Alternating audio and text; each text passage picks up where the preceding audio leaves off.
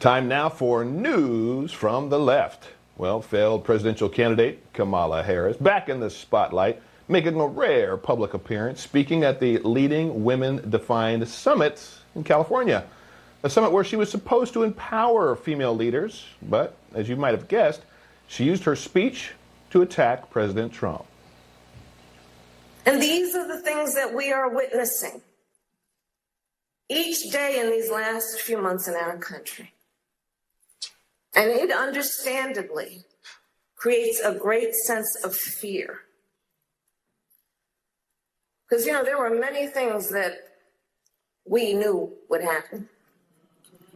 Many things. I'm not here, so I told you so. Don't you miss that cackle? She went on to tell the very small crowd to make sure to uplift each other and uplift the country. How embarrassing.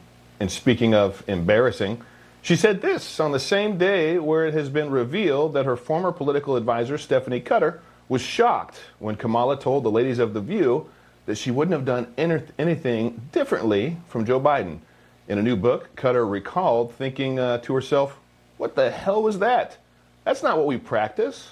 Curtis Houck, Newsbuster managing editor, and Rob Bluey, president and executive editor at the Daily Signal, join us now. Curtis, thank you so much for joining us, both of you. But Curtis, to you first. Kamala making a rare public appearance. Was it par for the course for her to just hop up there and bash Trump? Yeah, that's typically par for the course, David. You know, interestingly, CNN and MSNBC were, for some reason, really excited about this. I mean, they're putting her out there, but on the broadcast networks, ABC, CBS, and NBC, they were not interested in that. Maybe because they've decided to move on, and there's much other ways that they can go after Donald Trump, and they don't have to pretend to like Kamala Harris anymore. CNN and MSNBC, why they've been covering this since her speech is beyond me, but I'm here and I'm not working for them. And Rob, leading women's summit. She's supposed to be leading women. It sounded like she was just talking about how everybody's afraid of where we're at right now. What are your thoughts?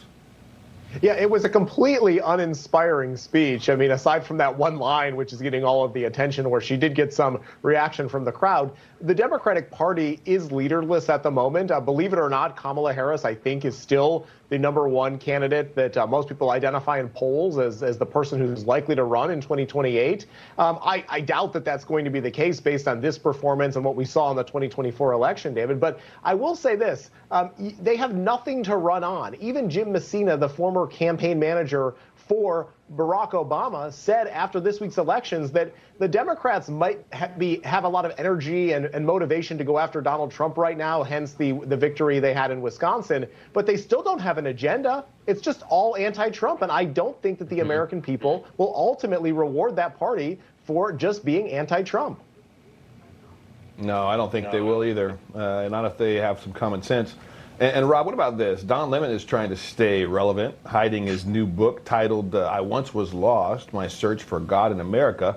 I guess when you fall off that bad, you have to resort to littering just to try to stay cool. What are your thoughts? Yeah, apparently Don Lemon cannot sell any books, so he's resorted to sticking them on street corners in New York City for people to pick up. It's an interesting marketing tactic. I don't know what to say other than the fact that he has completely lost relevance since leaving CNN, and he's just resorting to tactics like this to draw some attention to himself. Yeah, he's resorting to some lows there that I haven't seen before. Curtis, notorious race baiter Elie Mystal hopping on the Breakfast Club podcast to discuss why he hates the Constitution of the United States. Watch. When South Africa got over apartheid, did they just go back to their Afrikaner racist constitution and be like, oh, we just need a couple of amendments. We just need a couple of changes here to make it work? No, they threw the whole thing out and started again, this time asking everybody. Wow. This time having a completely new delegation of all of the people of South Africa, not just the white folks, but not no white folks. And they came up with a new constitution. It's one of the reasons why the South African Constitution is generally thought of as one of the best constitutions in the world, and ours continues to be a piece of crap. Yeah, one thing they have there in South Africa, too, is voter ID laws. Mystal also went on to say every law older than 1965 Voting Rights Act should be considered presumptively unconstitutional. Rob, what are your thoughts?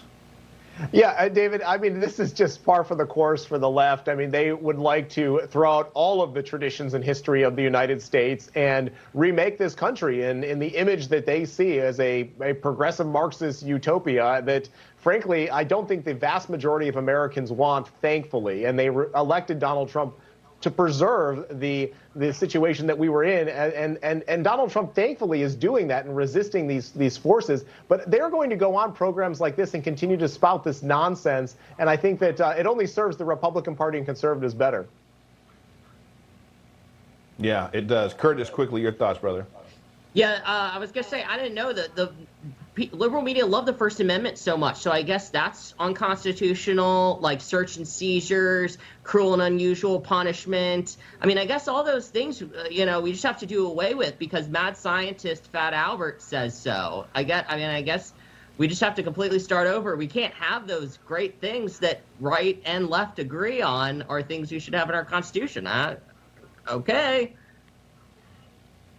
Mad scientist Fat Albert. I love it. Curtis Houck, Rob Bluey, thank you, gentlemen, so much for joining tonight.